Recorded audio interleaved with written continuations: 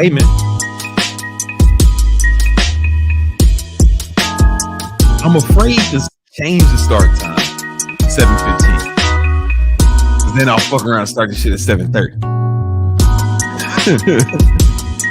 I don't want to do that.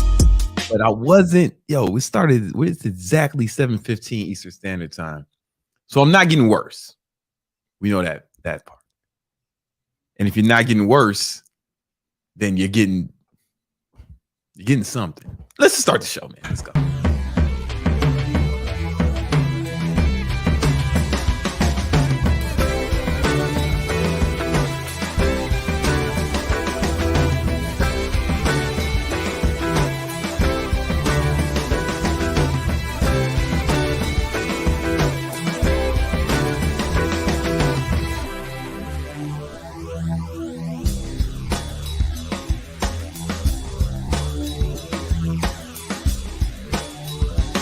Let's go. Victory talk. Let's get it. Welcome to another episode of the Victory Talk podcast. I'm your host, Big Brandon Carter, King Keto, Gymnasium Jesus, Jesus de la Gimnasio, El Jefe de Ejercicio.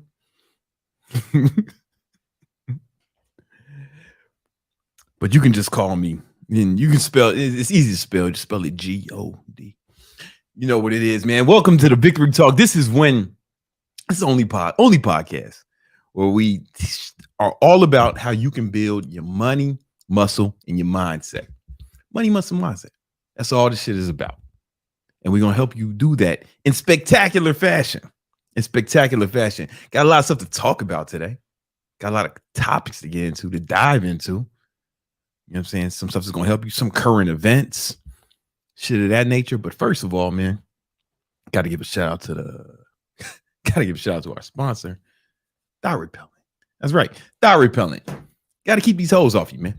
Once you start balling and shot calling, most of you guys, you don't have to worry about this. You like, what fucking cologne do I have to get girls? No. See, once you really start balling, you don't have to try to keep them away. That's gonna be your biggest problem. The line of bitches outside of your house.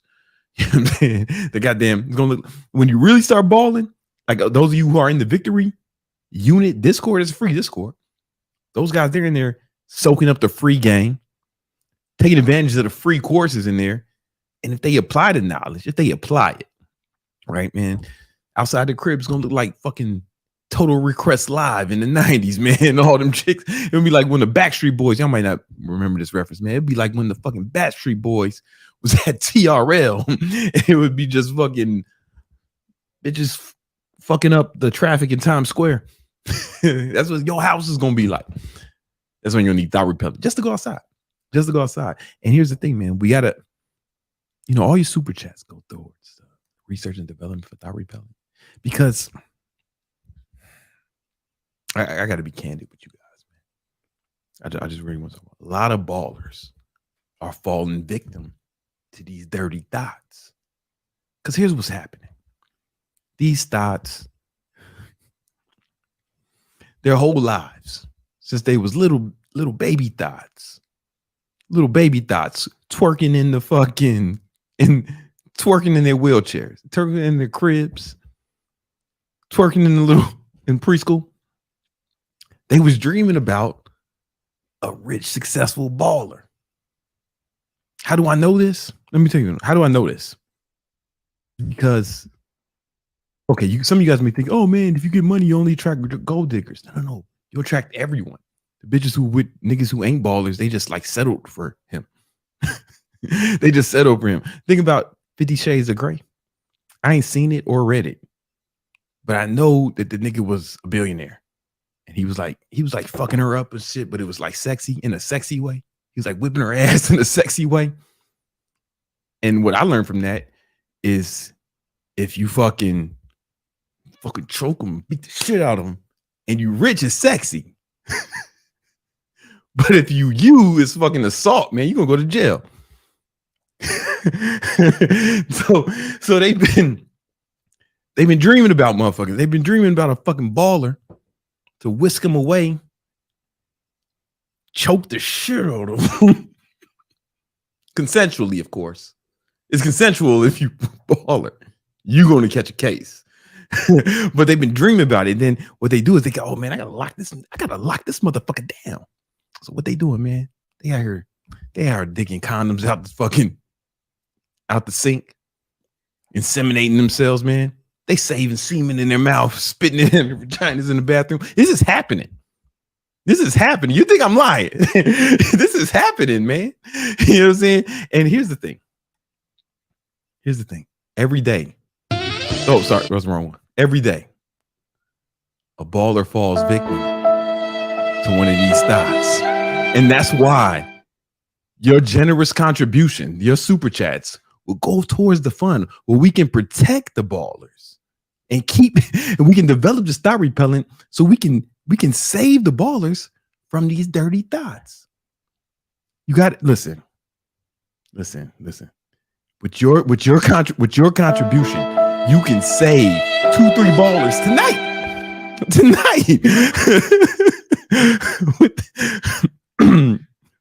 with your super chats, which all go through the research and development for thought repellent. Let's save the ballers. Let's do it.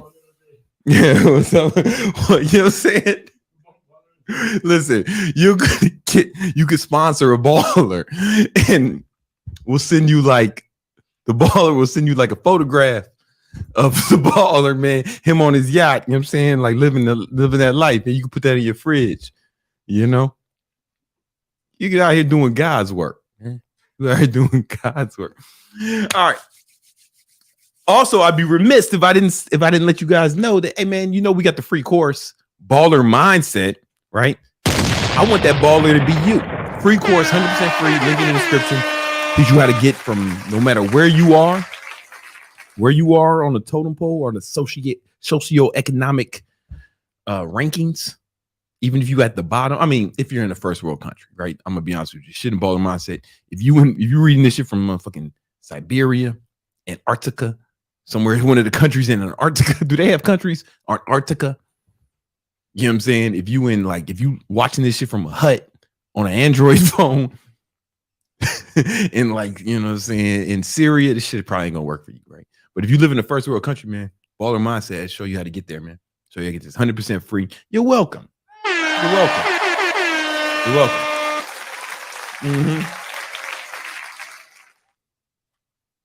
And it really details how you can go from straight up struggling, how I went from straight up struggling to the baller shit you see right now in your life. You know what I'm saying? And show you how you can do the same and how I've helped plenty of other people do the same. We got a lot of stuff we want to talk about, man, today, man. We got a lot of stuff we want to talk about. And I'm trying to figure out where to start because there's so much, so much has been happening. What the fuck? Hold up. Some of my shit ain't showing up. I gotta refresh this. Just give me, hold on, man. Just give me a second. The pod. I'm over here podding, man. Just give me a second. I just make sure this shit is going right, man. I want to make sure I give you the shit. Okay. I don't know what this one is from. But this should be, yeah. Let's make this Pimpin or Slippin.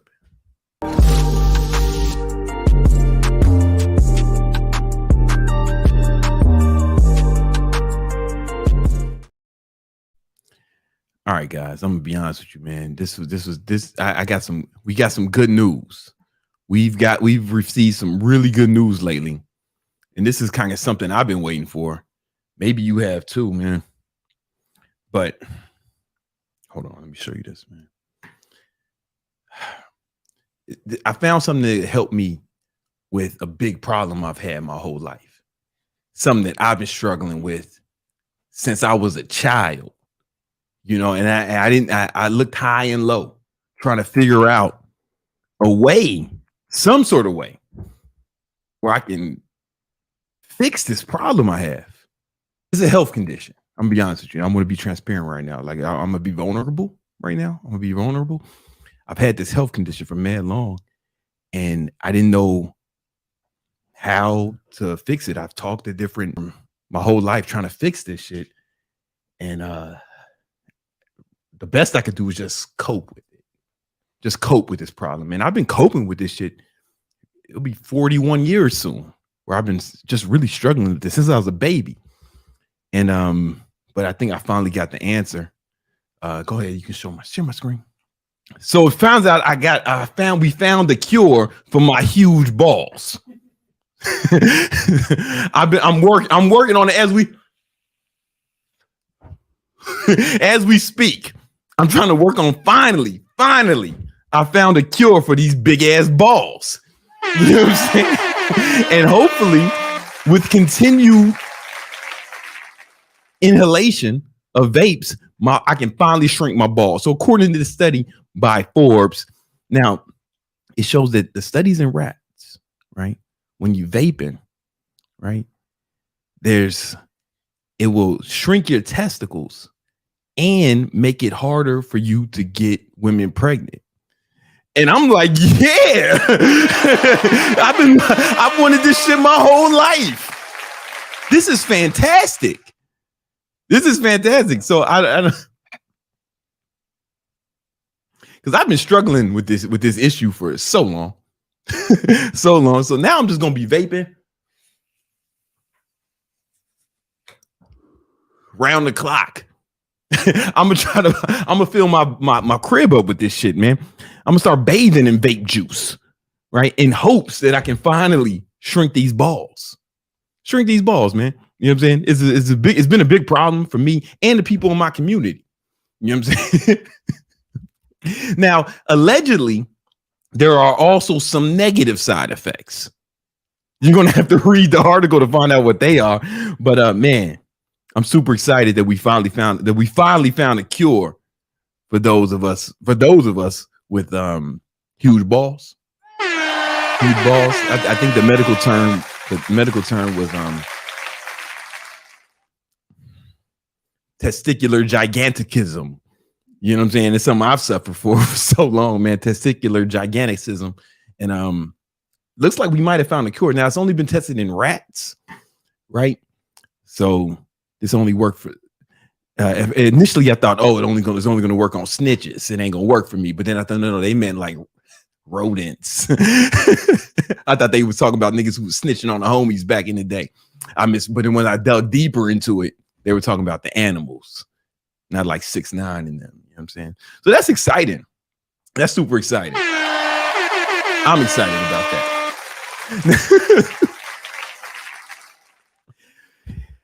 In other news, I got some shit that's going to help you guys make a lot more money and be a lot more successful in life.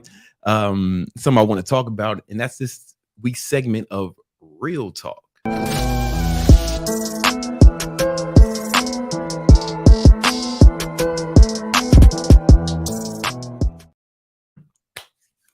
All right. I think that being a salesperson is the best job in the world.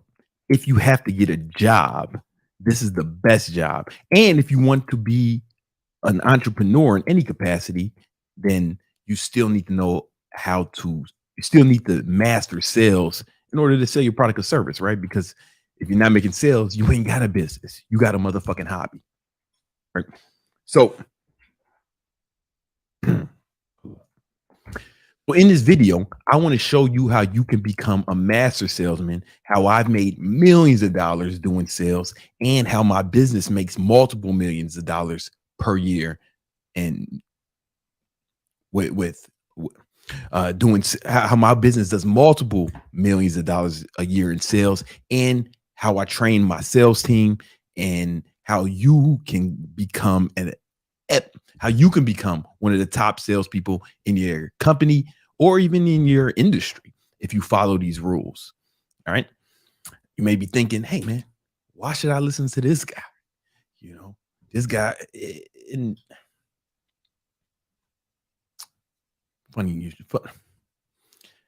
Mainly because over the last few years, I've built multiple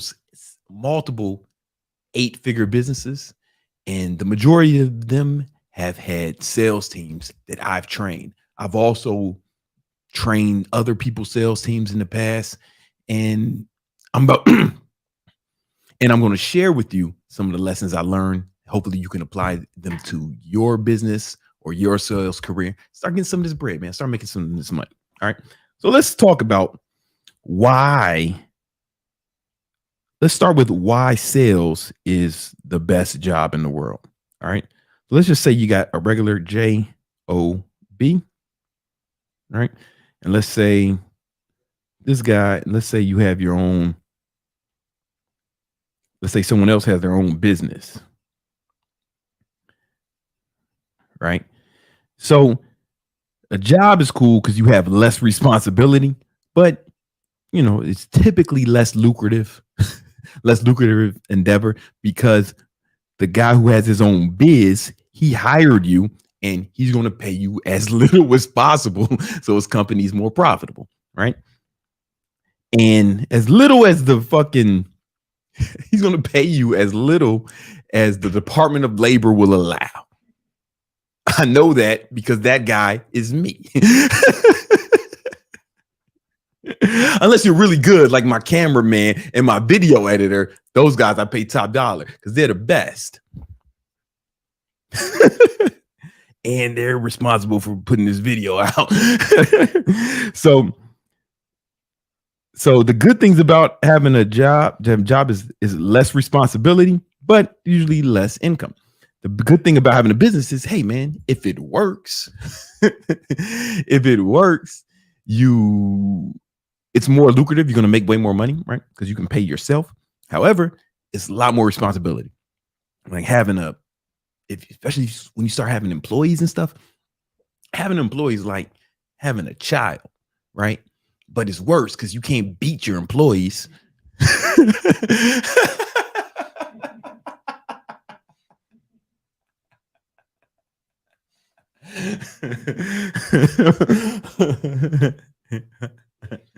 Legally.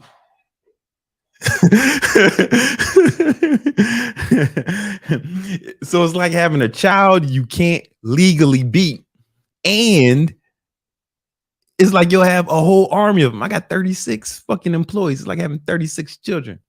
You know what I'm saying? I mean, not my video guys. They're the best. They're self-sufficient. It's like they raised me.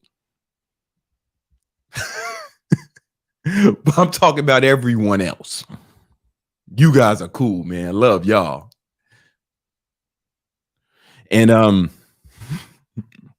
there's a lot of responsibility. Plus, there's a lot of risk. Like over 80% of businesses fail, right? Would you buy a car if 80% of them exploded? Like, would you get on a plane if 80% of planes fucking crashed?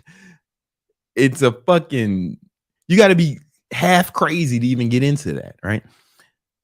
Having a sales job is the sweet spot. Is a sweet spot in between where you can actually make a lot more money because you're paid off commission, right? But you don't have to worry about all the stuff the business owner has to worry about. The business owner has to worry about the marketing. He's got to worry about the quality of the product or service. He's got to worry about customer service. He's got to worry about, He's got to worry about the fucking all the employees. He's got to worry about budgets and all this other shit. Sales guy, he just sells that shit, goes home. Doesn't fucking matter what happens. There was times when I was building my first business, and I was just struggling. There was times where I had to pay everyone else, right? But I couldn't pay myself. There wasn't enough for me to pay myself, and I had to pay everyone else on the team, right? They got to make their money, and I couldn't pay myself, right? And I used to fantasize sometimes about just quitting this shit, man. Going selling Nissans, man. Whatever happens to that car when it leaves the lot is none of my business. That shit, as soon as I sell one of them cars, that shit could fucking explode. And I was just like, hey, I didn't make that shit. My name's not Brandon Nissan. I just fucking sold that shit. I'm out. Give me my commission. I'm out, ho. I digress. Sales jobs, you get the benefits of being You get benefits that are similar to being an entrepreneur without the responsibility or headache of being an entrepreneur and without the associated risk. There's some risk because you're going to get paid on commission. So you got to eat what you kill, right? But it's not risk where like the whole fucking organization is dependent on your performance. You know, I think it's the best. I think it's the best job in the world. I think it's the best job in the world. Sometimes, I mean, there's some months where I pay my sales team more than I pay myself, right? Ain't that a bitch? They just sold so much. It's like, hey man, hey, you earned it, homie. You earned it, homie. Yeah. All right. Because as an entrepreneur, you get paid the leftovers, right? You get paid out of the fucking the profit, what's left over. Sometimes it ain't as much left over. You know what I'm saying? It just depends on how you running your shit. All right. Now I'm gonna show you some of my sales team data for some of my teams so you know that you can fucking listen to your boy that I ain't out here bullshitting. Don't show yet. Let me pull it up. Let me make sure it's right. I think I wanted to show this month. Nah, I'm gonna go June.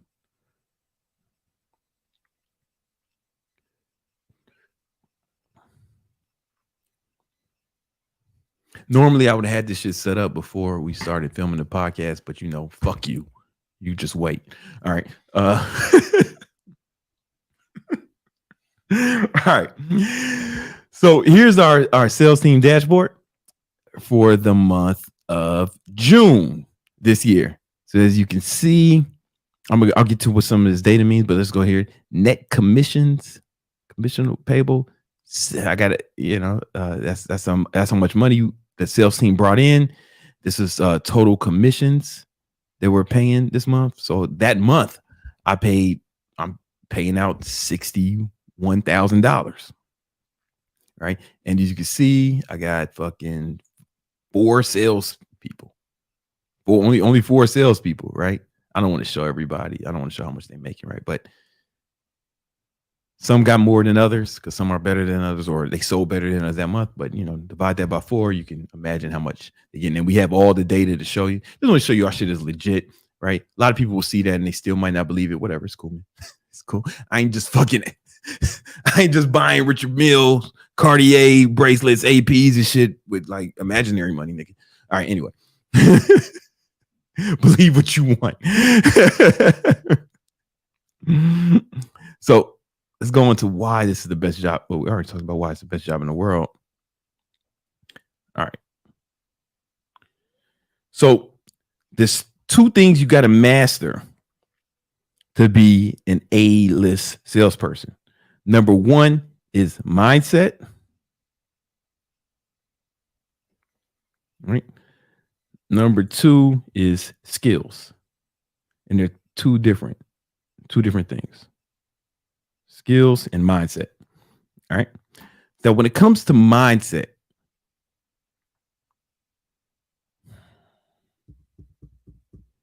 how do I kind of want to see how I want to go about sharing this.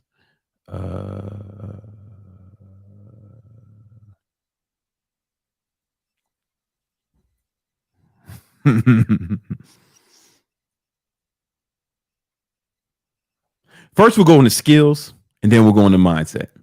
So first, you got to have a rock solid script, right? Then you got to put in the hours, right? And then, did I write this twice? Fuck. All right, it's cool. Don't even worry about it.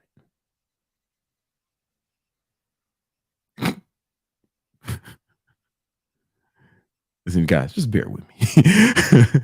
All right, script, the hours, and then you got to have data, right? With mindset, right? We got to have something called, we're going to get into it. You know what? Just wait. I'll show it to you when we're ready, right? So let's dig into each one of these, right? So the foundation.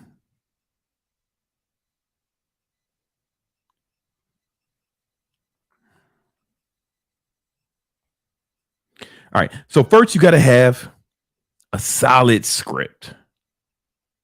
Whoa. That's not how you spell it.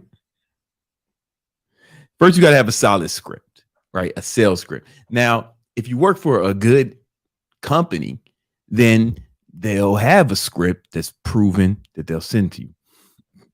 If you don't, then you got to come up with your own script. I'll show you how to do it. So with my scripts, they kind of look like this. And here's the key. Here's the key to these scripts is it's not necessarily a script. It's more like a skeleton, right? It's more like a skeleton, more like a framework. And you could wrap any product or service around it, right? So this is also the script. This is also very similar to what I teach my students who I teach to build their online fitness business, because I teach them to sell over Zoom or over the phone. And it's very similar. I've made literally millions of dollars with this script, millions. All right. So let's get into it. The script it'll look something like this.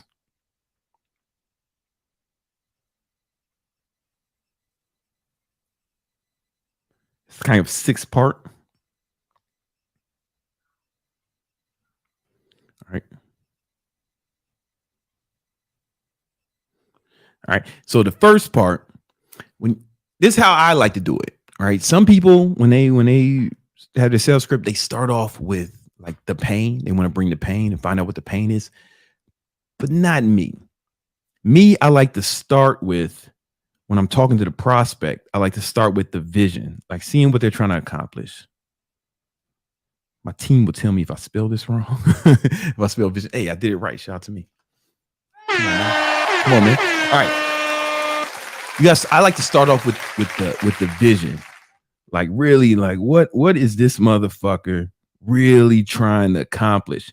And we make it like really big. So first, for example, if I'm selling some sort of service, I'm like, hey, if we were having this conversation like a year from now, what would have had to happen for you to feel really happy with the results?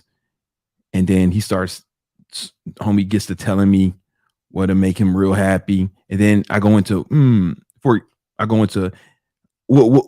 what let's say, okay, first of all, you got to make sure that you get them real clear on it. Cause they might say, for example, if I'm selling fitness stuff, and because I've sold a lot in the gyms, being a personal trainer is like a glorified sales job, right? And if I'm talking to somebody about their fitness goal, they'd be like, oh, I just want to get in good shape. That's not fucking good enough. We got to get super clear on what they get. When you say good, so I'll ask, and when you say good shape, like what exactly does that mean? Like how much weight would you have to lose? Or how much muscle would you have to build? I try to get them to get real specific about that shit, right? And then we get as specific as possible. And it's like, okay, man, and what made you pick that goal? Right? Because after they have the vision, we want to get the emotion out of them, right? Like, how's that going to make you feel? You know what I'm saying? How's it going to make you feel? So let's say it. So if you lost those 10 pounds, what kind of effect would that have on your life? What kind of effect would that have on your life if you were able to accomplish that? And what I'm going for is, I'm going for something I call, put that over here. Check this out. Thing, effect, emotion. Right. So the thing is, boom, I want to lose 10 pounds. Let's just say. All right. The effect, how would that impact your life? Like what kind of, how would that change things for you? Oh man, then I'd just be able to fit in my clothes better.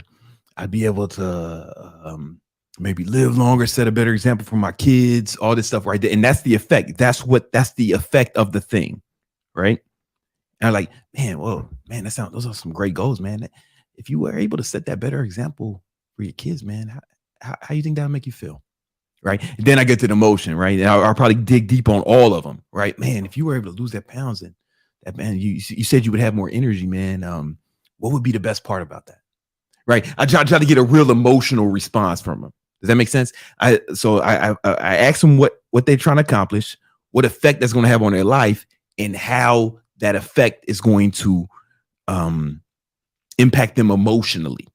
Right? Thing, effect, emotion. That's what I'm trying to get out of the vision. Matter of fact, let me move that in here.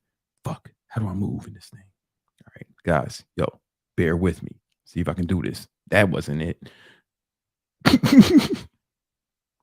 That ain't it. Stop. Oh, all right, there we go. Hey. Thing affect emotion. Hey. All right, cool. And I go real deep. I go as deep as possible. Like I'll probably spend a lot of time here, more time than most people here, right? All right, man. And it doesn't matter what we're talking about. If I'm selling fucking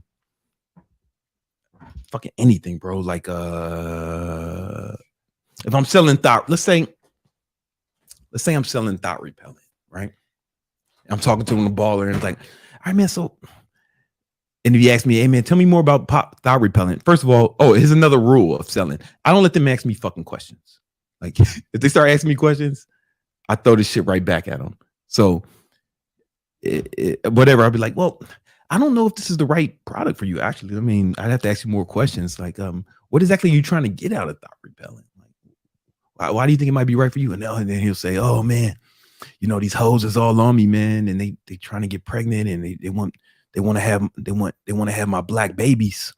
You know what I'm saying? And lock me down, and then marry me, divorce me, take half my money and child support.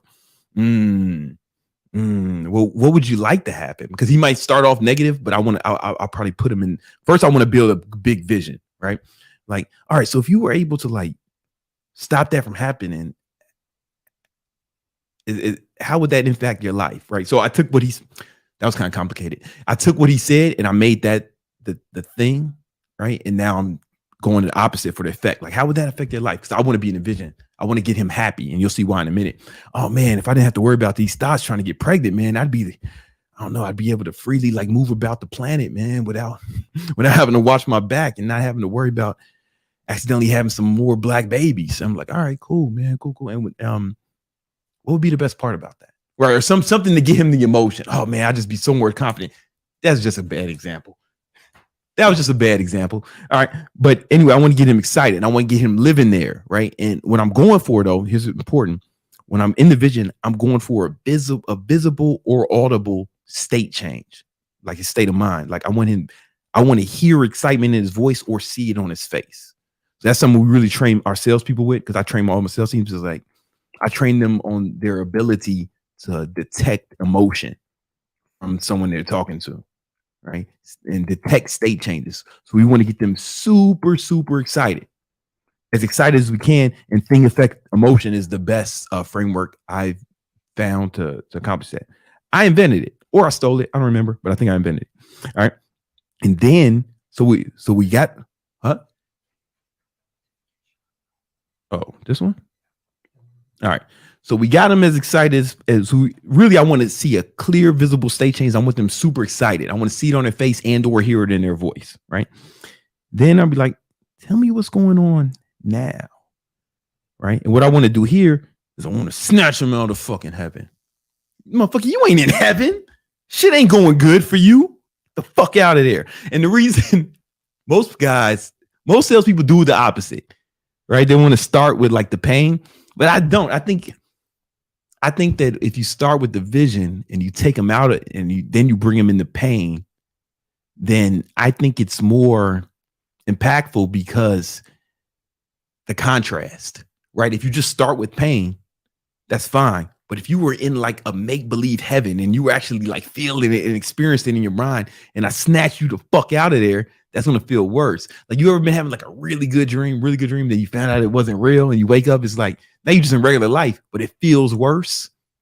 Like every once in a while, it hasn't happened in a long time, but every once in a while, I have a dream that like I'm doing something with my dad. We just hanging out, and then I wake up, oh, fuck, my dad's dead. And I'm sad, but like it's regular life. Regular life seems worse than the dream, but regular life on its own is fine. So if I put them into regular life, I want it to be worse than the dream.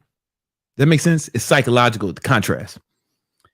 If you don't understand it, it's cool. You're just not smart enough. All right. So now here's where we start. Here's where we start revealing the pain. But here's the thing: you don't create the pain.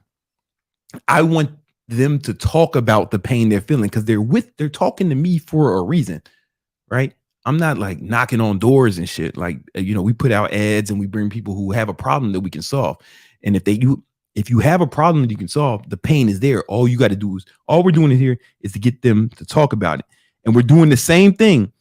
We're doing thing, effect, emotion, right? With the pain. We're doing thing, effect, emotion again. What I mean is like, all right, man. So let's say the fat loss example. I'm like, all right, so tell me about your, let's say, after we got the vision, he wants to look good, man. Man, it would be so. I got the thing. He wants to lose 10 pounds. The effect, kids will stop bullying his son because his dad's so fat. The emotion is, man, he'll probably be able to bond with his kids or whatever. He'll feel happy, more confident, all that bullshit. And then the pain is like, I mean, so tell me more about your, like, what's going on now in your life? Like, how's this fat loss, like, how's it been affecting you and your family? Right? So we already know what the thing is, so we don't have to ask for it, right? He's fucking fat, right? But like now, what kind of effect that's been happening on your family? You know what I'm saying? And then I ask another question. Then once he tells me, oh man, my son's getting bullied because he got a fat dad. And you know what I'm saying? My wife don't want to have sex with me, man. She's always fucking masturbating to Brandon Carter videos. She's always masturbating to Gymnasium Jesus. And it makes me feel like less of a man. We don't have the same connection, And she's saying all this stuff. And then I'm like, imagine that can be discouraging, huh? Or that's and he'll be like, yeah, in what way? Tell me more about that, right? So like I get the emotion out and get him to talk about the thing, the effect, emotion of the pain as well. Does that make sense? Right?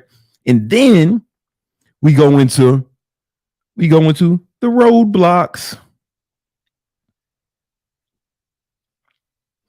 Right? The roadblocks. All right, man. So in your opinion, what's been preventing you, slowing you down, or really stopping you from like accomplishing that goal? Right? And so he goes on a roadblock. He might say, oh man, my diet, I don't know what to eat. And then but I try to get thing again, we're doing it again. Thing, effect, emotion. Even in here, we're doing thing, effect, emotion.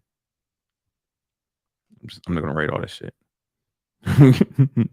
We're getting thing, effect, emotion. So it's like, man, it's just, I don't know what to eat to lose fat. I don't know what the diet is. I don't know what I'm just confused. Right. So sometimes they give you the thing that affect emotion. And then you can just like respond to that and just get them to clarify. So it sounds like you're saying that you don't know what to eat. And that's what's causing you to get fat. And it's just really like, leaving you kind of confused. I think that's the word you use. Yeah, confused. Can you tell me more about that? Tell me more about that confusion. Like, and right, we get them to expand on the emotion. Because to be clear, the decision they make is going to be an emotional decision. Right? They're going to use logic to back it up or to execute it. But they're going to make an emotional decision. So you got to really like dig into the emotions. And here's the thing. We're not fucking making him feel worse. He already feels bad. The problem is he's been fucking masking this pain for so fucking long. Right? He's like, oh, I'm just a little fat. You know how motherfuckers do. I ain't so bad. Oh, I'm not as fat as I could be. I ain't dying, right? People or they mask it with video games, drugs, casual sex, the shit you do, man, to justify being fat. Right? But we want him to stop doing that for one goddamn minute. So we can fucking take his money and help him. All right. And then we will help him. We're good at this shit too, right? That's the thing, right? All right. So then you got the fucking, you get as many roadblocks as you can. This is super important. Get as many as you can. Just keep getting more and more, whatever you can get. Get as many, those are plus signs. Get as many fucking roadblocks as you can out of them. And the thing affect emotions. That's where you should be spending. Like, this is where I spend most of my time, in the roadblock section. Right? Really the pain and the top three is where I spend most of my time. So just think about having from an emotional standpoint, right? He's feeling great when he was imagining this fucking place he can be in, right? Then we brought him, nigga, you ain't in heaven. Get the fuck out of there. Stop fucking imagining shit was good. Your shit, tell me how bad shit sucks. Tell me what's the worst part. Now tell me why your ass can't fix it on your own. tell me why you haven't been able to fix your problem without help. That's really what I'm doing in the roadblock. So just think about how the psychology of that, right? He's going to tell me what his problem is, and he's going to tell me why he has not been able to fucking fix it alone. Well, if he can't fix it alone, what does that mean? It means he needs some motherfucking help. Now, mind you, you should just be asking questions here. So he should be doing 80% of the talking, at least. And we record our sales calls, and we have like software that records them because legally something you got to do. And also just for compliance reasons, right? But the software tells me what percentage my sales guys are talking versus listening. And I want them fucking listening 80% of the time. I want the other motherfucker talking 80% of the time. That's the key to sales, right? You're really just asking questions, you know? So he's telling you about the roadblocks. And then you want to do a quick recap.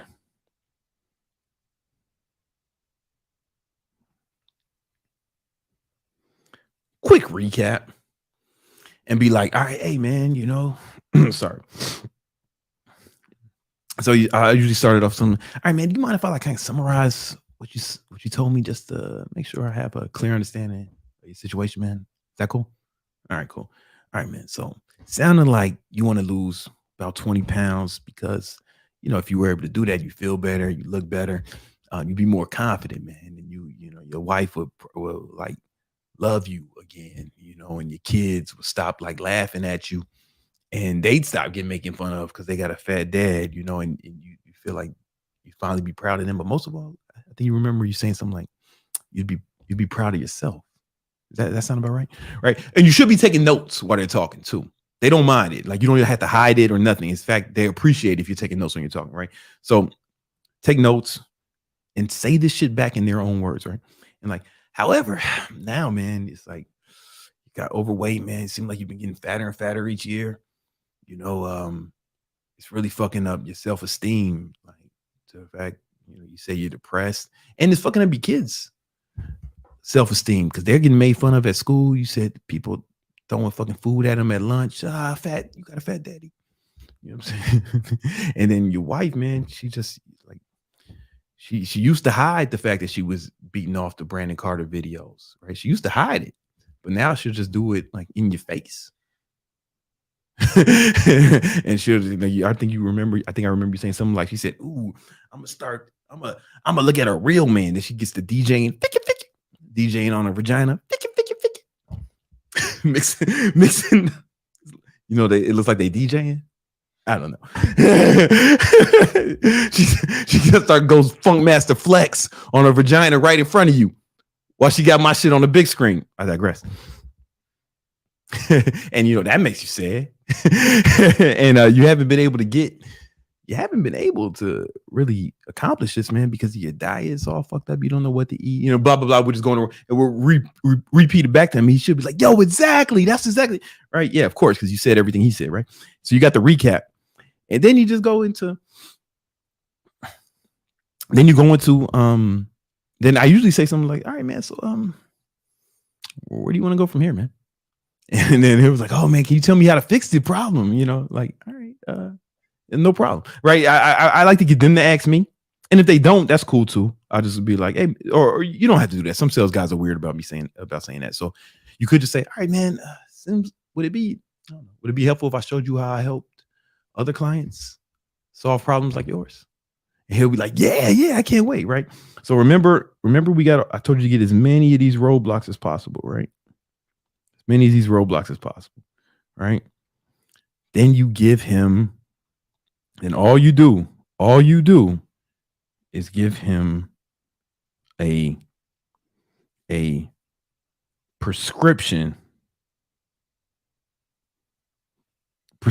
testimonials. I ain't got enough room to write that. Hold on, let me try again. Let me zoom in. This is something I call prescription testimonials. Let me explain. This is what money is. It's wrong.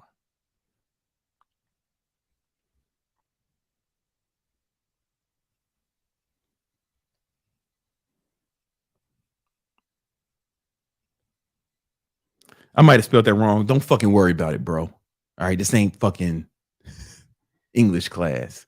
It's baller class. All right. So a prescription testimonial is you take one of the fucking roadblocks he has. You want to do it with all of them, right?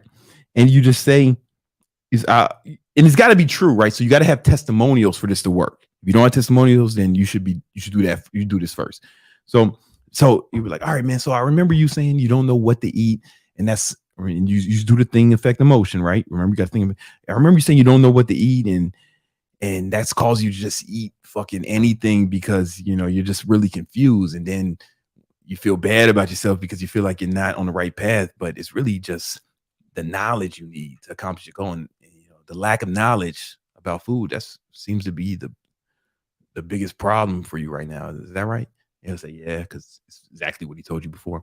He said, all right, so what I do for my clients is, right, I give them a custom meal plan and a custom workout plan made just for them. So, for example, I had a client named, whoever your name is, a client named, I had a client named Lorenzo. And Lorenzo, he was similar problems as you and similar structure. He wanted to lose 10 pounds and he had the same problem. So what we did was I sat down with Lorenzo. I asked him what were his favorite foods, what kind of stuff did he really enjoy. And when I made, and I also asked him what kind of foods that he totally hates, that it would like really make things more difficult for him if they were in his diet. And I made a meal plan for him that will help him accomplish his goals that incorporated some of the foods that he really liked, along with some of the cheat meals, because he liked ice cream stuff the same way that your fat ass do. And I incorporated it in his diet in a way that would help him accomplish his goals, but he could still enjoy some of the foods that he liked with moderation. And here's what happened, man. He was able to take that meal plan, and I kept him accountable every day to make sure he followed it. I hit him up every day. And I gave him a way to track it so I could see it, so I can actually see what he's eating every day. And then, on days when he hit it, I was encouraging him. If he had a problem, he could text me. But it took him a while to get used to, but he finally, started to get in the groove. Then he lost like 20 pounds in 90 days. And, all right. So I did the opposite. I did the opposite of the thing. I gave him the opposite effect. And then now I give him the opposite emotion of what he had. And what that really did was it helped him accomplish those goals because it took away all the confusion. Right. It took away all the guesswork. He had somebody right there for him, mapping out his meal plans for him. So he didn't even have to think about it, but it was catered towards him. And if he ever was confused, he knew I was just one text message away. He just hit me up and I let him know. And this allowed him to really stay on track and accomplish his goals, man. Now he told me the other day, man, it's funny, man. He hit me up and he was like, man, me and I was able to fit into, I was able to fit into one of my old suits that, me and my wife had on our first anniversary, man. She was like so proud of me. We went out to eat, man. If it really feels like the love is back in our relationship, man, it's amazing. And he was really excited. He almost teared up, man. I don't know. But I don't know, bro. It's like, does that sound like that might be what you're looking for? Right? Here's the thing. It's the exact opposite thing affected emotion that he was having, right? He was having there was this bad thing that was causing this bad effect. It was giving him bad emotion.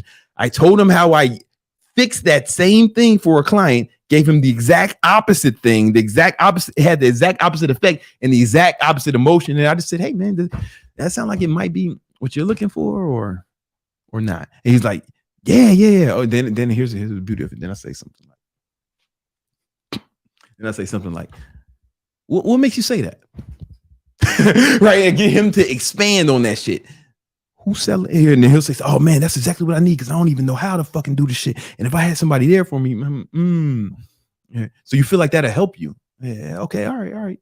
You sure? Yeah, because I don't want to give you. Yeah, man, no, I know. Like, who's selling who at that point? The whole trick is to get them to sell you. Like, you shouldn't be selling. You should get them to sell you on giving you money. That's the fucking real key. That's the real shit. And then you do that for a little bit. You do that for each one of these problems, or at least the big ones, right? As many as you can get. I like to do at least 3, And then it's just like, all right, man. Well, then you give them, then you just fucking, then when you're done with that, it's like, all right, man. So here's how it works. You tell them how to do, and then you handle any objections. I have tons of videos on how to handle objections here on YouTube, like mostly shorts. But here's the thing, though. Somebody said this pre-recorded. Shut up, Eno. You don't know nothing about fucking live shit, Eno. Motherfucker, that ain't even your car in the thing, Eno. You ain't got that car. You ain't smart enough to have that car. Look here, Eno. It's 8:06 Eastern Standard Time. Shut up. Fucking. You know what, man? I apologize. I went too hard, man. I forgive you. You know not what you do. You know not what you do, man. Gymnasium Jesus forgives you, man. I lift the weights for your sins. All right. You just handle objections, but here's the thing: you shouldn't get a lot of objections if you've done this right. Right? It's like, yeah, you should know how to handle objections, but you should fucking not get a lot of objections. That's the key, right? And so that's the script. That's going to be the lion's share of your shit. The fucking script. And then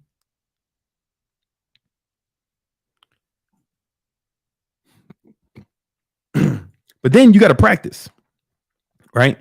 So how do you get good? Well, one, you got to put in the hours. You got to put in the hours, bro. You got to put in the hours. I'm gonna show you something. This is my skill acquisition matrix. That's what I'm calling it now. The skill acquisition matrix. I forgot to bring this up.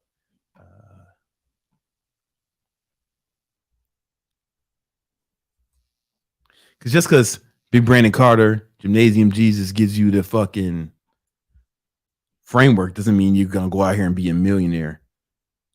And I'm not trying to sell you a course and no shit. I'm just giving you the fucking real deal, homie.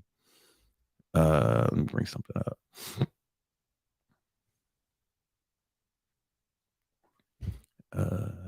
One second.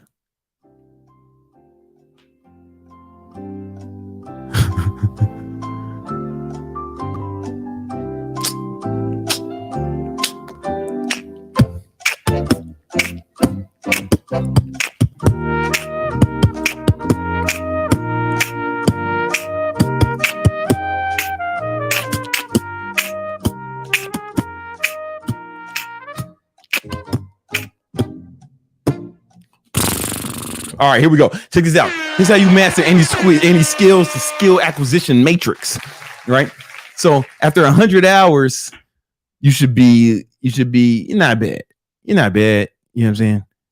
It depends on how fast you want to get good, right? You do 4 hours a day, you can get that in a month, right? If you do 1 hour a day, it's going to take you 3 months, right? It's super, it's normal, right? 3 months. All right. It just depends how fast you want to get good and how much time you got, man. Now, it's not bad. Not bad does not mean good, right? If you want to get 100, if you want to get good, you need at least 1,000 hours. You need at least 1,000 hours of practice. And this goes for anything, like almost anything. If you put in 1,000 hours, you're going to be good. Like, oh, that guy's pretty good, right? Now, look, depends on how much time you have and how much effort you put in, right? So it's like, 1 hour a day, man, it's going to take you about 2.7 years to get good. This is why most salespeople suck, right? It's super hard to find good salespeople. So if you actually are good, one, they're going to go super hard to keep you, right? And man, if you get good at this shit, you'll never have to worry about money again. I swear to God, because there's always somebody who's going to need something to sell. There's always somebody who's going to need to sell something, and good salespeople are always in need, right? So honestly, I'd put in that 1,000 hours, whatever it took, right? If you but it's going to take you, an hour a day is going to take you a long time. I would go a little harder. I would go harder. You know what I'm saying? I would go hard. And then it goes up for there, but you need at least 1,000 hours to be good. I've been doing sales since I was 16 in one form of it or another. And I'm 41 now, right? So like I got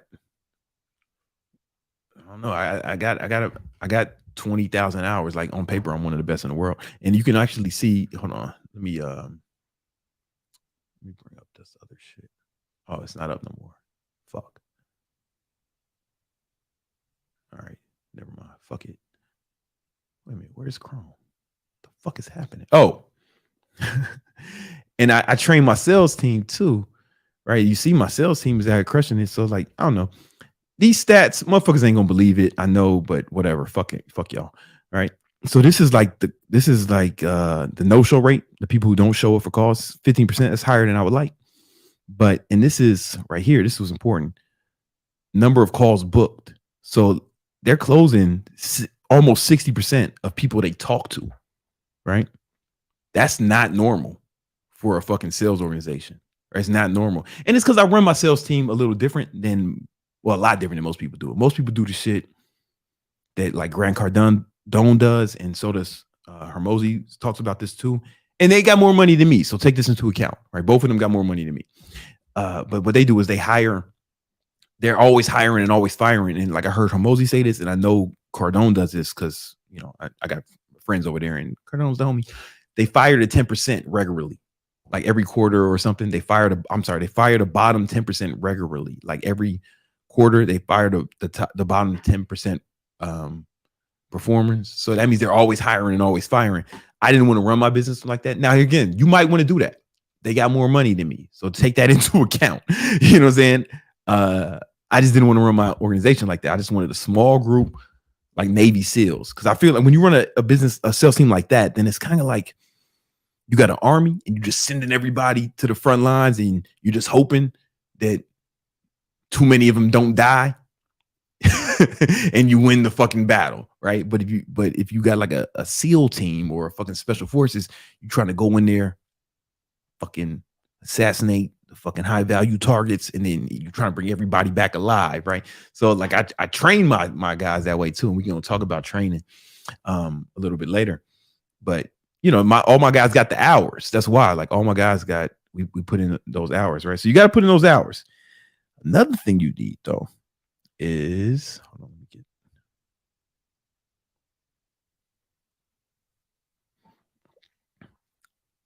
I call this total immersion. This is total immersion. So, you know, it was like 2019. I needed to make a lot of money. I can't tell you why. I need to make a lot of money fast. All right. I guess I can tell you, right? Fuck, I didn't pay my taxes, man. I didn't pay my taxes back in the day, and I was like, oh fuck, I gotta pay them.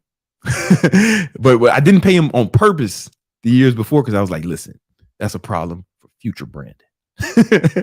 And then it was a problem for future branding. Like they fucking froze some of my accounts, and they just took some money out. I was like, ooh, all right. So I was like, all right, well, fuck, I'm let me make that back and pay back the shit I need. So I just went hard selling. I was like, yo, just get me on the phones, man. I'm gonna be on all the phones. And during this time, I developed what's called the total immersion strategy. So I wanted to be like really, really good. And I was already good, but I want to take it to another level. And the total immersion strategy is how you do it. What you do is you get 2 pair of waterproof headphones, right? And at the time, I had the Beats Sports, the ones that wrapped around your ear. They went in the ear and they wrapped around. I had 2 pair of those. I didn't have AirPods, and I'll tell you why. They got to be waterproof, because you're gonna always have one charging and always have one in the ear when you're not on a sales call, right? And you're always going to be listening to sales trainings or sales audiobooks or just sales shit all the time. I mean, all the time. If you're not on a sales call, fucking your girl, you need to be listening to the sales training, so that, or sleep, right? But you need, when you're on the fucking when you're in the shower, when you're getting ready, like as soon as you wake up, as soon as you go to sleep, sales training. That's all you listen to. If I'm talking about, like, I would leave and go to CVS, go to the fucking store, go to lunch, whatever it is, I'm listening to sales audiobooks the entire time. And you're getting, what happens is you're so immersed in it. You're so immersed in it after months of doing this shit, right? I did it like the whole year. What happens is, man, after a few months, it's like it's in you, not on you, right? It's the difference between learning something and like fucking knowing something. You know what I'm saying? And this is, I've never seen it fail. Because every time one of my sales guys, if their number starts slipping, I pull them aside. I'm like, hey man, well, it's one of the things. I'll talk about some of the other things I do later. But like, yo man, you've been doing total immersion? And be like, nah, I ain't doing. Yo, total immersion. 2 pair of waterproof headphones. The Beat Sports. Listen to them in the shower while you're shaving. And I still do a version of this now, only it's spread across different domains. But I'm always listening to audiobooks and or podcasts, learning something. But during this point, it was only sales shit. Only sales shit. What sales book should I get? And that's what you may think. It doesn't matter. Fucking anything. You know what I'm saying? And when you find a good one, listen to it over and over and over and over and over and over and over and over and over again. Because you want it to be in you, not on you. In you, not on you, right? Total immersion. And then you get the hours, time under tension, right? And you fucking have a solid script. And that's the skill part. All right. But then remember, I told you there's the mindset part. Which one do you think is more important? Yeah, the mindset. Hold on. Yeah. Oh, why did I write script with a? Is this with a C, right? Yeah. I'm fucking tripping, bro. Guys, I had dyslexia. Like for real, I was diagnosed with it as a child. So if you make fun of me, it's just like it's a hate crime. Why would you do that? Like you're just a fucking bad person.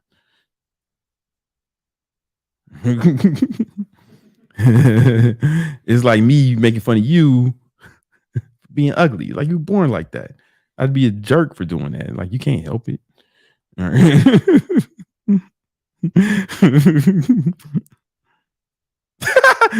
right.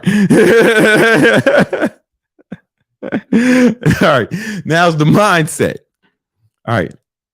So the mindset. So here's this very important. Number one, your life has to be right. Your whole life has to be right. Because there's 2 ways to make money. You can make money with your brain or you can make money with your muscles, like doing labor and shit, right? Sales job, you're making money with your brain. And you have to think. You have to be focused. And that means your fucking mind has to be on point. Your whole life has to be on point. And when I say life, I mean your whole life. So let me just show you. Let me show you how we do it with our sales team. Yo, we have with the tracking, we make them track how much they're sleeping. Yeah, you can show.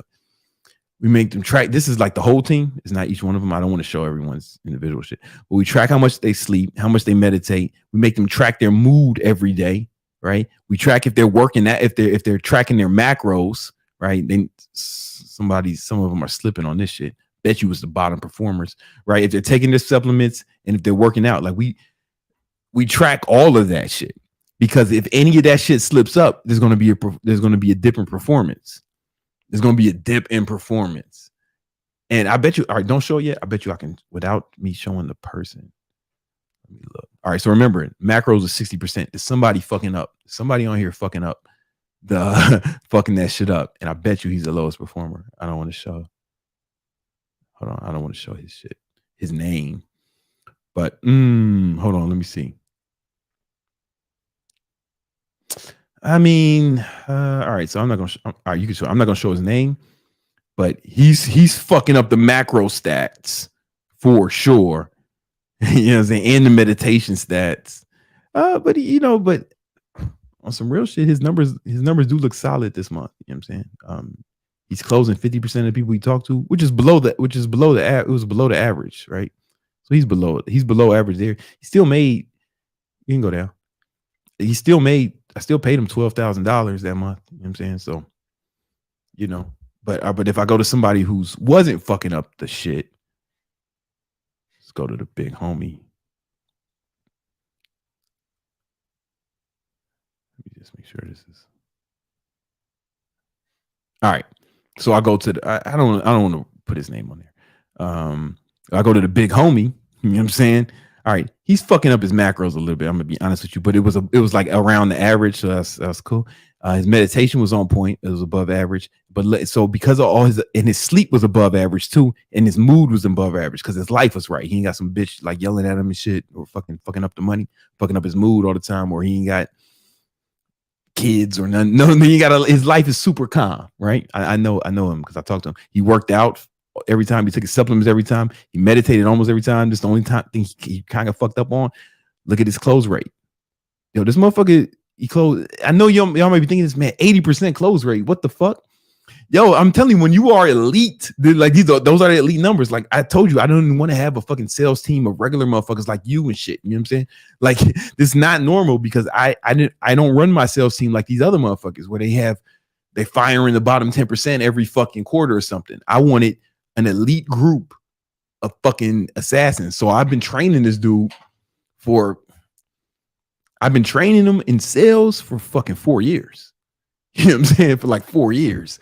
And I've been training him outside of that for like 15 years, right? You know what I'm saying? Like, so it's like somebody's been super close to me. And but look, he made more money than the last dude. You know what I'm saying? Boom. I paid him $17,000 that month. You know, not bad. Not bad.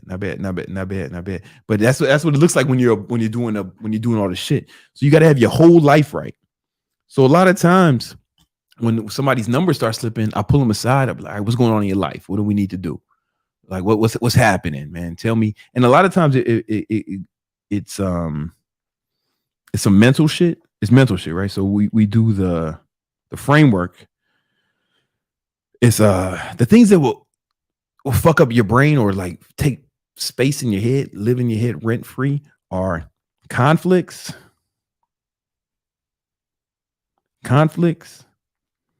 and projects.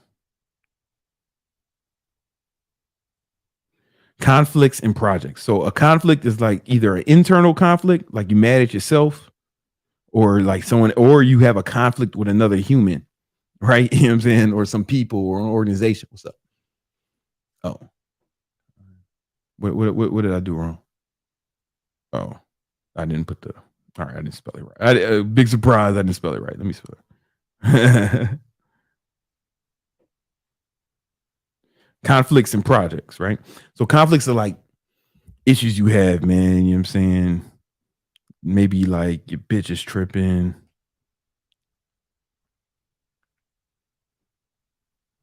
You know what I'm saying? Maybe you got a dumb kid. Maybe you got maybe your kid is doing something stupid.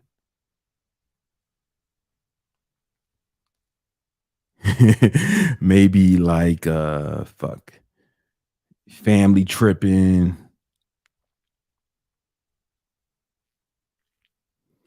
It could be anything, right? Right. And then a project could be like, yo, you fucking moving. It's like one of the worst things a fucking human can do is like move. I know I used to work for a moving company, right? Moving. Maybe you got a fucking, I don't know, what a fucking you trying to buy a new car.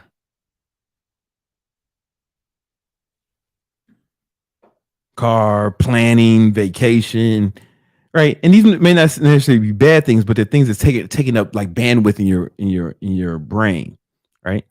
And it could be a bunch of them. So what you do is you're gonna what I do with these when we make a list of all the projects and conflicts going on in their life, and then we say we're either going to plan it, right? We're going to delegate it. Let's make it someone else's problem, or are we going to say fuck it? PDF. You're going to plan, delegate, or fuck it, right? And we just go to the list, right? So it's now we want more D's and F's. Pause, right? So bitch tripping, dump that hoe. Stupid kid. Stupid kid. Maybe you got to plan that, right? Fam tripping. Yeah, you got decisions to make. I can't tell you what to do. I can't tell you what to do, man. If you me, fuck it. Don't give me your problems, right? Moving, right? Maybe you got to move, right? Move, buying a car. Maybe fuck it. I don't need a new car, right? Planning vacation, maybe you delegate it. You have somebody else fucking plan that shit. You just show up, right? You know, it's whatever. You could do it with everything. And what we do, and everything that has a plan, what we do is I tell, hey, I want you, how long do you think it would take you to plan it? Oh man, hour and a half.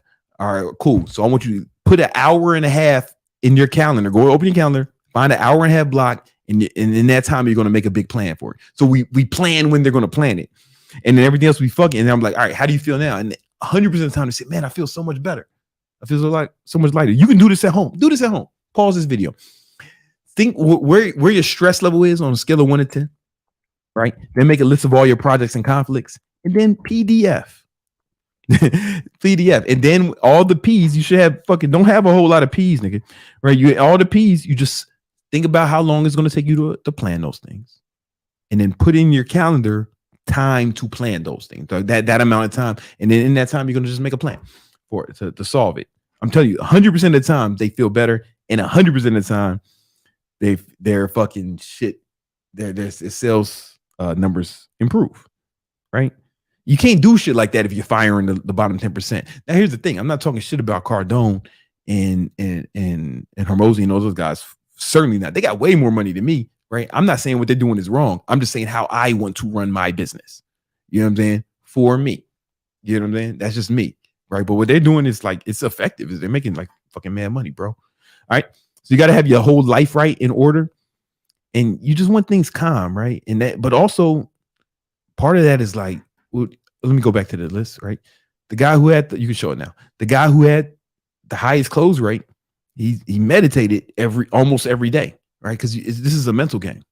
It's a mental game. All right. I'm gonna go back. Excuse me. Okay. Now you gotta have something called with the other mindset you gotta have when you got your life right. The other mindset you gotta have is the prize frame. I spell frame right? I don't think so. Frame. Yeah. All right. I ain't know if it's AIM. English is weird, man. But this is your second language. You got it, man. Shout out to you. That's why I love immigrants, man, because we get the best from every country. The best motherfuckers come here, man. My man's from Iraq. And Iran. He's from Iran. He got it right, man. Shout out to all my riggers. You know what I'm saying?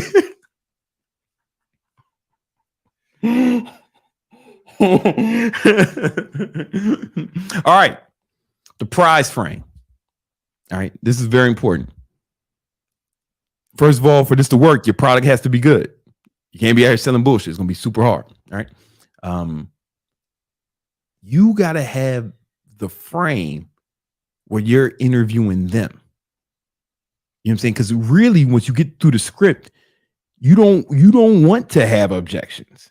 If you get a lot of objections, anything except for I don't have the money, right? Because you can't put money in their pocket, right?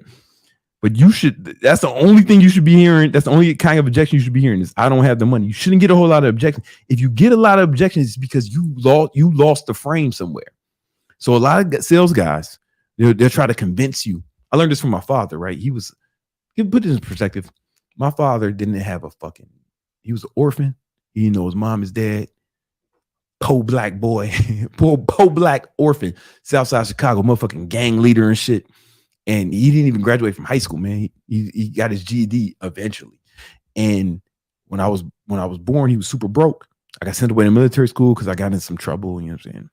Fights, skipping school, shootouts, normal kid shit. And by the time I was like out of high school, though, he started making money when I was in military school. He was making $3 million a year, adjusted for inflation, right? Because that was year 2000 when I graduated. That would have been $8 million in today's money, right? And he did all the sales for his business. Like he kind of set the business up where everybody else did everything else, and he just focused on sales, right? And he would always tell. Now, again, if you know my story, he lost the money by the time I was out of college. I didn't experience any of the wealth. He shot himself in the head, and then I had to start all over. I had to take care of the family anyway. But I learned how to sell from him. And what he used to always say is like, man, motherfuckers, the reason people suck at sales is because they're trying to convince the person to buy. What you need to do is ask them questions and get them to realize that ask them questions until they ask you to buy. Right. And it's a mind shift. It's a mind frame shift, right? All you're doing, you got to have the prize for them to do that. So if you look at the way I wrote my script, it's like they're doing most of the question. I mean, they're doing most of the talking, and you don't really talk. You don't really even talk about your product until you get to the prescription testimonials. And the only thing you say about your product is how it would help them fucking solve their fucking problems, right? Where it's all about the roadblocks that are causing them all this pain. You're just going to tell them how you don't even tell them how you're going to help them do it. That's important. You don't tell them how you're going to help them do it. You tell them it's got to be true, right? It's got to be true. You tell them how you've helped people like them solve the same problems they have. And then you ask them, hey, does that sound like the type of shit you're into, bro? Like imagine some guy comes up to you, some guy, you're talking to your homie, and you're like, and he's like, oh man, my bitch is always tripping, she's always yelling, we don't have sex, she don't never give head, blah blah blah blah blah. And you're like, man, it doesn't have to be like this, that man. Matter of fact, I hooked my boy up with this one girl, man. She loves giving head. It's like her favorite thing to do, man. She loves it more than ice cream. And and no one has ever heard her complain about anything in the history of the world. She's never be tripping, man. She's got a lot of friends. Like she got a sister just like that. Would you want me to introduce you to her? Of course, I'm just saying because it's exactly the same thing you want. He'd be like, yeah, I want to meet her, right? You sure? Or yeah, he'd be begging you, right? So it's the same kind of concept, right? He's told you all these problems and how it's fucking his life up, and you just tell him how you've fixed those problems for other people, and ask him if he wanted some of the same shit. You get what I'm saying? Like, how's he gonna say no to that? He should be begging you. If you did it right, he should be begging you to buy. But you got to never lose that frame. You can never look like, yo, man, I got the shit, but you got to really have it. It's got to be real. It's not something you can fake. So if you're selling a bad product or you're a company that's selling bad shit, you should fucking get the fuck out of there and work for a company that's where you can do this shit with integrity. Because otherwise you lying, right? And it's weird, man. People can tell when you bullshitting. You know what I'm saying? They can feel it, right? But if you really feel like your shit is the shit, man, it's easy. And that's why when people ask me, oh man, Brandon, can I close for you? Can I be one of your closers? No, right? All my closers are fucking former students because they come in with this conviction, right? They know what happened was they started a fucking fitness business. They made a bunch of money, but they realized, you know what? This part really does suck. I don't want to do this. I'd rather just sell the shit and then go about my day. You know what I'm saying? And then I'm like, hey, man, let's go. Let's do it. But because they know it works, it's not that it sucked. It's just more responsibility than anyone, right? But when they found out that, but they made money doing it. Like they're successful students who just didn't want to do this part anymore, right? So they come in with what? Conviction. They know their shit is fucking fire. They know the shit is fire, right? You got to have that. If you don't have that, then you need to move to a different product or service. And you should fucking buy the shit you sell. Right? If you sell solar, you better have that same solar shit in your crib. If you selling fucking cable or some shit, you better be fucking loving that cable. Like you got to be convinced. So you come in like, yo, man, we got this shit, man. What you mean? Right? So you got to have the price frame. And then you also just got to remember, always got to remember.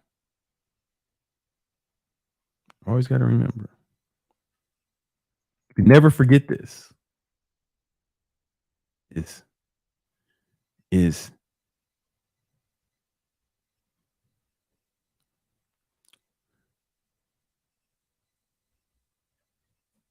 E greater than, that's the greater than sign, right? E greater than L. L is logic. Never try to convince these motherfuckers of anything from a logic perspective. Never try to fucking use logic. Logic will have you all fucked up. Logical happy. It's all about emotions. It's all about, you got to remember, there's a part. Hold on, let me show you. I don't know where to find it. But if this is your brain, that's a brain, right? You know what I'm saying? It's a little dangly part, right? This is your brain, right? Logic happens in this part of the brain, the neocortex. This is where you think, you do math, create. This is where humans created language. This is how we were able to rise to the top of the fucking food chain, eat and kill all the other animals, right? The other part of the brain is like like the mid part of your brain is like emotions and shit. You know what I'm saying? This is like where the emotions come from. And then you don't have to worry about the rest of it. The rest of it is just like keeps you alive, keeps your heart pumping and shit, keep you breathing air, converting oxygen into carbon dioxide, shit of that nature, right? This is green because this is where the money is, right? This is where the decisions are made, right? The neocortex just executes the decisions. And if you don't believe that's true, one, you just don't understand human psychology, right? But just think about like children. Like people have children. There's no like real fucking logical reason to have children, right? They're fucking it's like there's no logical reason. The only reason they have it is because they want a legacy, they want to pass it down. It's cool, it's a good reason. I'm not saying it's bad, but that's a total emotional reason. And it's a big decision to make. If you were only thought about logic, there's no way you would have kids. Right? You know what I'm saying? It's an emotional decision. And it's everything. It's literally everything. Like if you have any sort of decoration in your house or room or anywhere, it's just emotional, right? If it was just logic, it would just be everything would be functional. Everything would be functional. But it's an emotional decision. Emotions make your decisions. Your neocortex just executes those decisions, right? So if you start talking about logic and shit, you're gonna lose them. Ain't no money here, right? But if you get them emotional enough, they're gonna fucking make the decision, and hopefully it's the right decision, right? But here's the most important sentence you'll ever hear in sales: the decisions people make are based off the emotions they feel at the time they make the decision. Repeat it. The decisions people make are based off the emotions they feel at the time they make the decisions, right? So emotions fluctuate, right? Throughout the day, maybe throughout the moment, especially if you are a female woman.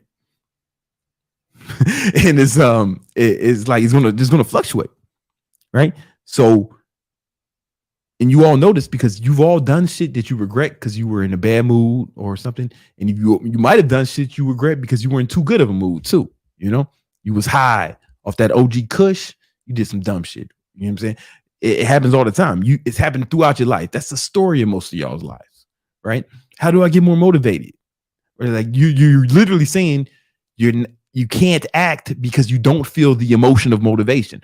Emotion has been controlling your decisions since you was a baby. Right? And it's no different now, but it changes. It changes.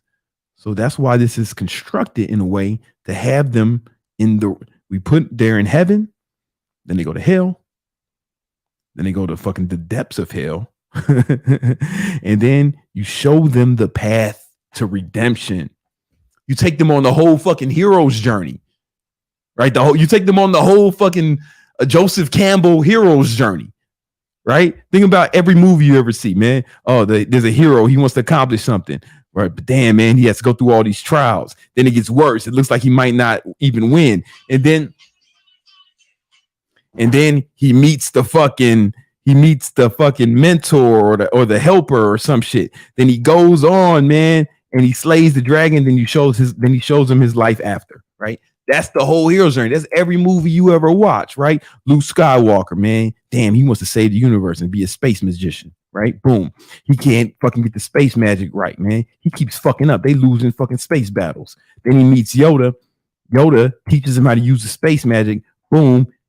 Luke Skywalker kills his motherfucking daddy, fucks his sister, saves the universe, right? That's how the whole story went, right? Let's do it again. Motherfucking Lion King. Oh shit, I just can't wait to be king. He's singing the song, dancing in the jungle. I can't wait to be king, right? Look, oh, sounds dope. Oh shit, my daddy fucking dies, man. Oh shit. damn. It's like, man, I could be king no more, but instead, man, I'm just living out here with these motherfucking animals I should be eating. I'm a bitch now, right? Then he meets, then he meets his girl that he had a crush on, right? The monkey comes back, shows him what's up. Bam, he kills his uncle. Fucks, gets some lion pussy. Now he's king of the jungle, right? It's every fucking movie. Rocky, damn man, I want to be a pro boxer. Man, my life sucks. I can't do it, man. I'm a fucking boxer. I'm this bitch ass nigga. Ooh, but I want to go on this journey, man. Maybe I can fight fucking Apollo Creed, right? Then he meets the nigga, the old man who has him punching fucking dead cows, right? And chasing chickens and shit, right? Boom. He goes the distance. Yo, Adrian. Boom. I mean, it's every fucking movie. It's the whole hero's journey. We do that whole shit within the script. We take them on the hero's journey, right? How else what else they gonna do except for fucking be excited to give you money so they can actually do it in real life? Fucking of course this is gonna happen, man. That's of course. John Wick. Oh, he's chilling. He's living a good life. Boom. They kill his dog or some shit. They kill his dog or some shit. And then he starts fighting niggas. He's fighting more niggas. He don't know if he's gonna win or not. Then he meets the fucking the homeless king or some shit, Lawrence Fishburne. Man, he goes off and he kills a bunch more people. It's lit. every movie, bro, follows this hero's journey script. You're just taking them down that fucking script in your brain. What the fuck else they gonna do except for give you some money if your shit is legit? But you got to take them through that journey, and you got to make them feel that shit emotionally. You got to really make them feel like they can actually accomplish it, and it's got to be true, right? Otherwise, you're just gonna get a bunch of refunds, and you ain't gonna get that commission because refunds come out of your commission. So you want to get that money back. If you follow this script, you'll be able to make money in sales. And but he's gonna have to put in the hours, especially if you want to get as good as my guys. Like my guys have fucking all of the top guys have over 10,000 hours. Right, the dudes who's putting 80% close rates. I showed that to one of my entrepreneur friends. He just did not want to believe it. I was like, well, of course, man. Do your sales guys got over fucking 10,000 hours? No, shut the fuck up, white boy. Get the fuck out of here with that bullshit. I hope that helps. Hey, do we have any super chats? We do. Mm-hmm. I'm drinking Diet Coke. I'm a big aspartame fan, man. Fuck you. We have Coach Dom. Uh-huh. Brandon, I have a 6-figure weight loss coaching business. Nice. I have multiple coaches doing the actual coaching. However, I need to get to 7 figures this year. Can I have some suggestions, please? Need to scale this thing ASAP. It's difficult to get to 7. Well, first of all, congratulations. It's difficult to get to 7 figures without. Can you open the store? It's difficult to get to 7 figures without running ads. So I don't know if you run ads anymore, but you got to figure out what the lifetime value of your customer is, and then figure out what's an acceptable cost of acquisition is, and then bring that to somebody who can do ads or learn ads yourself. Excuse me. And hopefully you can make that happen. You know what I'm saying? If you got like everything in place, you got to scale up the ads. The scale. I mean, if shit is running the way you say it is, if it's profitable, if you got good margins, start running ads, man. That'll get you there. But that's gonna bring about new problems, right? Because that volume brings new problems. Then you're gonna have to hire new coaches. You got to get salespeople. You got to be a real business. But that's cool. Congratulations, bro. We have Blackjack. Blackjack in this bitch. I upload 24 YouTube shorts per day with practical advice using Chat GPT. I schedule them to go out hourly. They are 6 to 8 seconds long. Am I doing too much? Don't want to get banned by YouTube. Many of the reels get likes. One thing I love about Blackjack, man, you tell him the motherfucker to execute, he gonna execute, ain't he? I ain't never seen no shit like that. At that, you know what I'm saying? Listen, I wonder if you're sacrificing quality for the sake of quantity. I wonder. I don't know. Here's what I would do, Blackjack. I don't know if you can get banned by doing too much, but I like you to experiment. What would happen if you spent the same amount of time making like 3 really good videos a day? I don't know that your video. I don't know that your videos suck or not. I don't know. I don't know what your YouTube is, man. But I want to see some of these videos, man. Like it's Blackjack Mastery, man. If you find it, send it to me. We'll pull it up right now. You might be sacrificing quality for quantity, yo. You know what I'm saying? If I had to guess, what else we got? We have him again. All right. What marketing advice did you give your nephew for his sports business? What content will you post? Flashy lifestyle, money. I currently post winning results and betting tickets that clients send. That's dope. Doing shout outs too. All that is dope. I mean, if you live a fucking ill lifestyle, like show them, man. Like they, you know, especially like you have a coaching business, they kind of want to be like you. They kind of want to be like you, right? And maybe, you know, if you got that shit, then do it, you know.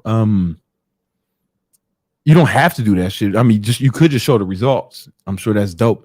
I mean, but that's kind of what I told him. Yeah. We have Josh. Big Josh. Hi, BBC. I'm 29, work in a family restaurant. All right. It won't lead to balling. I Uber now. 2 times my income. He 2x his income. Mindset. Yeah, with the baller mindset course. I don't know why all of y'all don't get it, man. Come on, let's go. I'm sorry. I got excited. I worry my in-laws' wife will hate me because it pays my daughter's school. Any thoughts on my delicate situation? Oh, he wants to quit. I'm assuming is that what you're getting out of it? He wants to quit? I don't know. I don't know what the question is. Sound like you do. I mean, how would they hate you from? Okay, let's assume that he wants to quit his job, and that's what he means, right? It's a family restaurant, so maybe he works. Maybe it's his wife's family restaurant. And he wants to quit, so that's gonna because he's making more money, picking people up and dropping them off. Hey, man, look.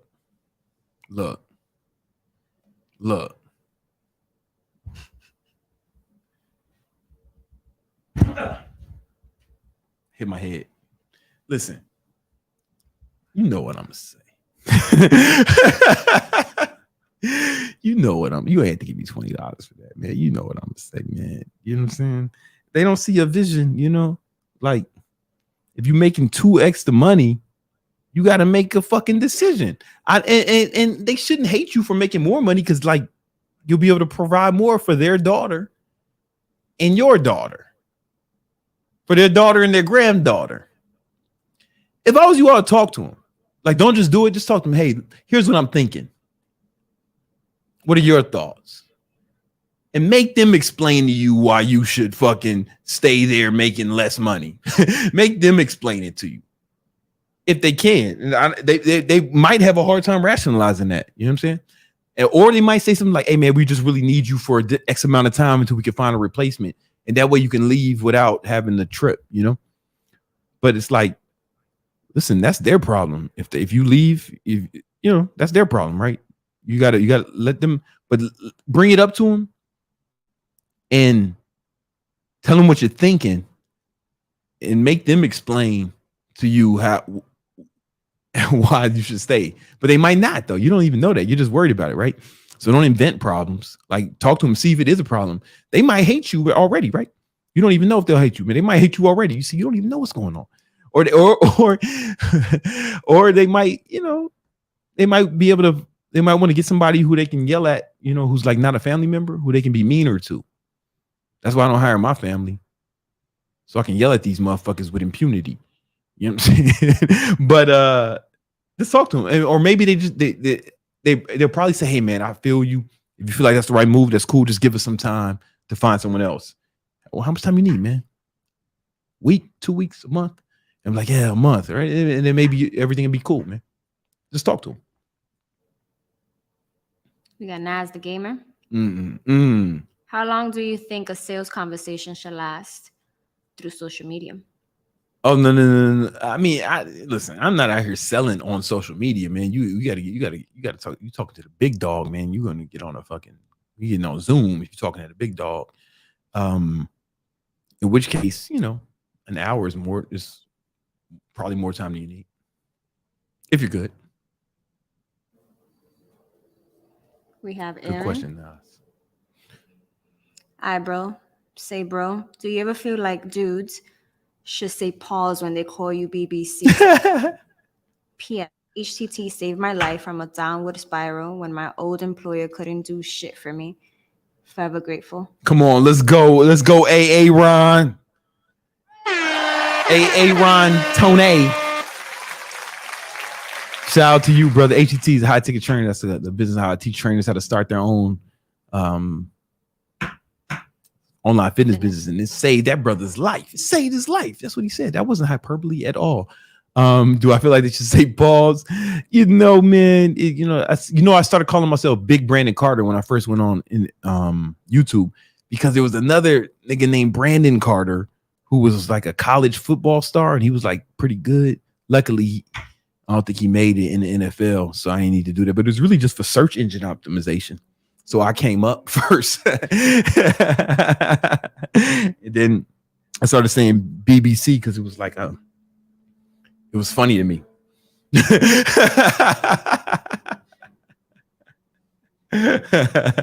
What up? What else we got? We have Dylan. Mm-hmm. Saving up to do 100 a day of advertising for 100 days like Hormozi. Said to do. Any advice on advertising? I would have to. I'm gonna be honest with you, bro. I would have to know more about what you're advertising, what you're selling, your product or service, what platforms you want to use. It's too vague of a question. I would just say but if I would give you anything vague, is just keep testing different ads, different hooks, keep testing. We have Efosa. Do you rather be rich and fat or fit and broke?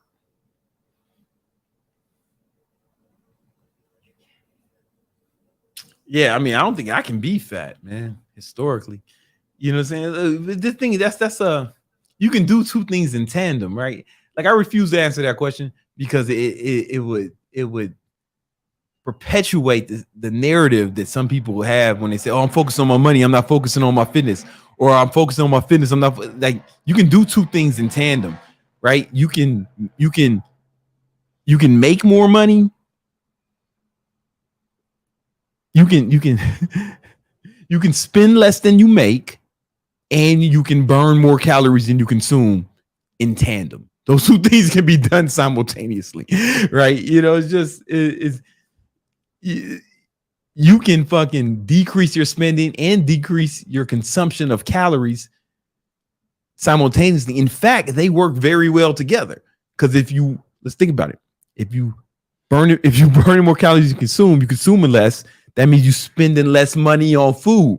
They actually work together simultaneously. If you burning more calories than you consume, you're gonna lose fat.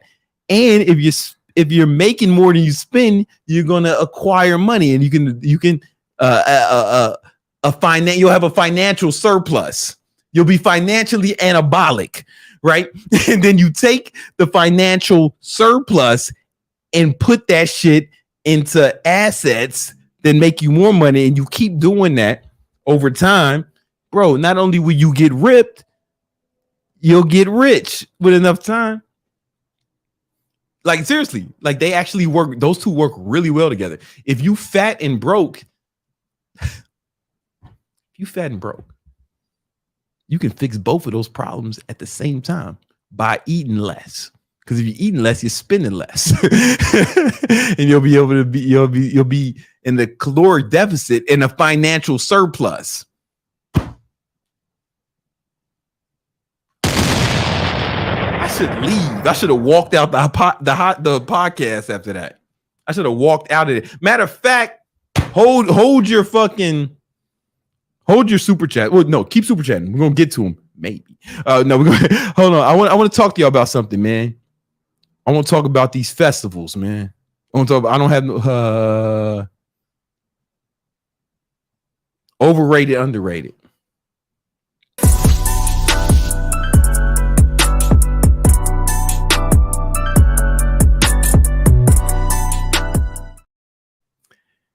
The fuck is happening with these festivals, man?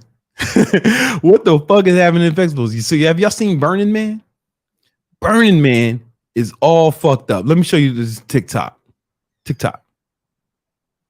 You can show my screen.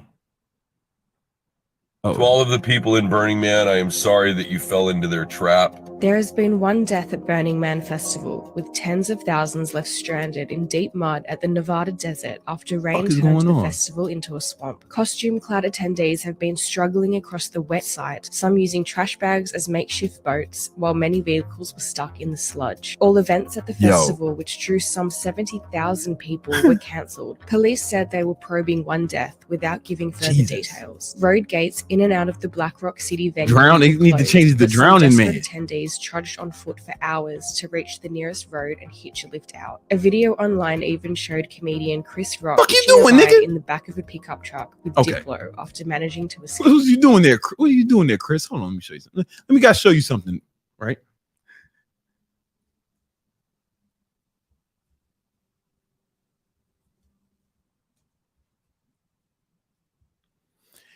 Yo, these motherfuckers be looking. This is how motherfuckers be looking at Burning Man, bro. Look at these. Look how these motherfuckers dress. Listen. The shit was stupid to begin with. Why would you dress up like a homeless person from the future and hang out in the fucking desert like it was a good idea, man? You should have known something bad was gonna happen, man. As soon as I saw this motherfucker, I would have known something bad was gonna happen, man. As soon as I saw this motherfucker. But this is like a big problem with a lot of festivals this year, man. Let me show you another one, man. This is other shit that went crazy in New York. The Electric Zoo. I don't do drugs, so I don't know a lot about it. You know what I'm saying? But check this shit out. The Electric Zoo. Yeah, man. The Electric Zoo Festival overbooked this shit, resulted in straight up chaos. Hold on, let me show you a video. I got a video. Another TikTok.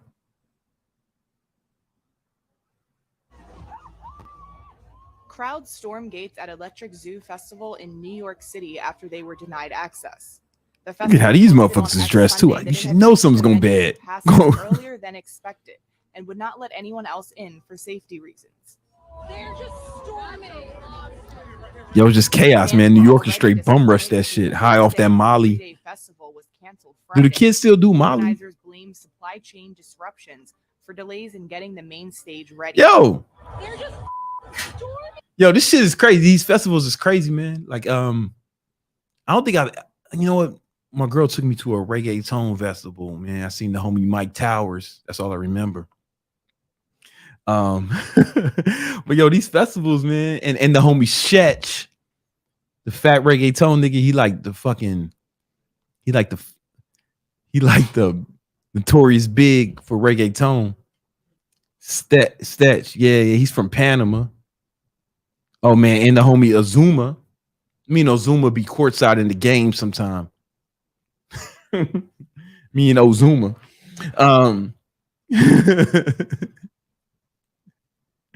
But yo, these festivals is crazy, man. Especially Burning Man. It's like, yo, Chris Rock, what was you doing there, nigga? You know you fucking made you want to go dress up like he wasn't dressed up like a fucking homeless person from the future. You know what I'm saying? But like, yo, man, once I seen all them white boys doing all this shit, like, nah, man. Yo, man, that shit would. I tell you what, I'd have been okay. I'd have been strapped. but I know I know this motherfucker ain't strapped. Where's he got the gat? In the feather? In the feathers? Nah, man. This shit look crazy, man. These motherfuckers probably stink. I never wanted to go to this shit in my life. I would see this shit, I'd be like, ugh. I don't never want to do nothing like this ever. If you ever catch me like this shit in the desert, fucking pretending to be homeless, I want you to fuck me up. Try. but I'll probably. Matter of fact, don't put yourself at your risk, man. But this shit is fucking. I knew this shit was wacky. Something bad's going to happen, man. Fuck these festivals, man. Fuck this shit. Maybe I'm just old, man, but that shit sound crazy. We have any more super chats? One or two more. We do. Mm-hmm. So on Tuesday, we mentioned how we were gonna read Ashton's All right. super chat. I can't put it up on screen because we took a picture, but I have it here. Oh, what was this? What was it? Good, nice. It says, "Hi, Brandon. 17, working 2 jobs. Started branded IG page for email copywriting for e-com businesses. Unsure what content to post as a branded page. How would you market my service? What would be your focus?"